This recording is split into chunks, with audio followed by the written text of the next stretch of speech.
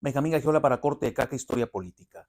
Cada 5 de febrero, aquí en México, conmemoramos un texto fundamental, que es la Constitución Política de los Estados Unidos Mexicanos. Y es que ese es el nombre oficial de nuestro texto magno, de nuestra carta principal de la Biblia jurídica de este país. Se conmemora cada 5 de febrero efectivamente no solamente una constitución, sino un gran pacto, un relanzar al país en un nuevo régimen, porque producto de una revolución incruenta, complicada, multifacética y muy compleja, la Constitución de 1917 es una constitución representativa. No obstante, le faltó representatividad según sus críticos allá en 1916 y posterior, porque los diputados que la constituyeron, diputados constituyentes, no eran diputados que habían participado ni en el villismo ni en el zapatismo, que militarmente ya habían sido derrotados desde el 1915 con la coalición Carranza y Obregón. Esa falta de representatividad ha estado presente casi siempre en todas las constituciones de México. Lo mismo le van a señalar a la constitución previa a la actual, la liberal de 1857, que adolía de bastardismo jurídico, porque su falta de representatividad de los conservadores en aquel entonces se reflejaba hoy en los últimos días del 16 y primeros del 17 en ese entonces, porque no existían mexicanos constituyentes, diputados electos como tal, que habían militado en el villismo y en el zapatismo, repetimos, derrotado.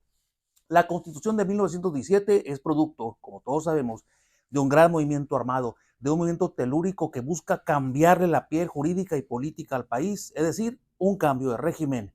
Una Constitución grandiosa en su momento, que no solamente lanzaba y proyectaba al mundo las garantías sociales por primera vez, sino que recuperaba el andamiaje y el instrumental jurídico necesario para que el país pudiera transitar, fluir y ser viable. Las grandes experiencias históricas de una vicepresidencia que por ambición política trababa el Ejecutivo y su desempeño, hoy va a desaparecer. Y es que la Constitución de 1917 efectivamente desaparece a la vicepresidencia, como también acorta lo que eran sexenios, los hace cuatrienios, fortalece el imperio del poder presidencial, es decir, el presidencialismo mexicano nace ahí y se consolida después con Cárdenas.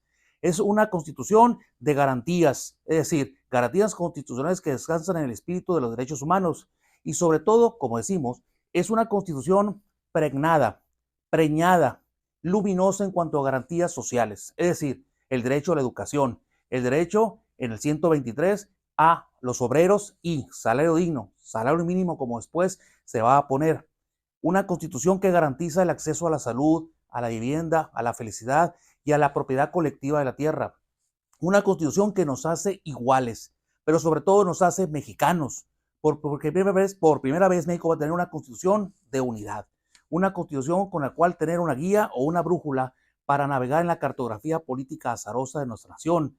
Y hay que decirlo, Carranza no estaba convencido en muchos artículos que allá en los debates del 16 y el 17 se van a dar, pero es que la Constitución mexicana tenía diputados moderados y jacobinos.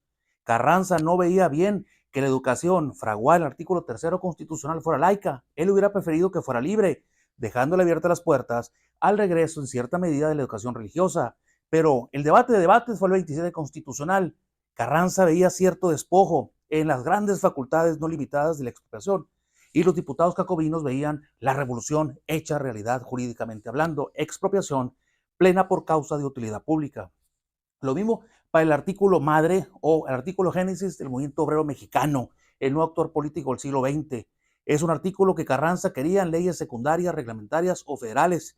Los diputados se empecinaron, le ganaron los debates a los diputados carrancistas y desde entonces ese capítulo solamente tiene un artículo, el 123. Conmemoramos un aniversario más de un texto que nos hace iguales y nos hace mexicanos a todos.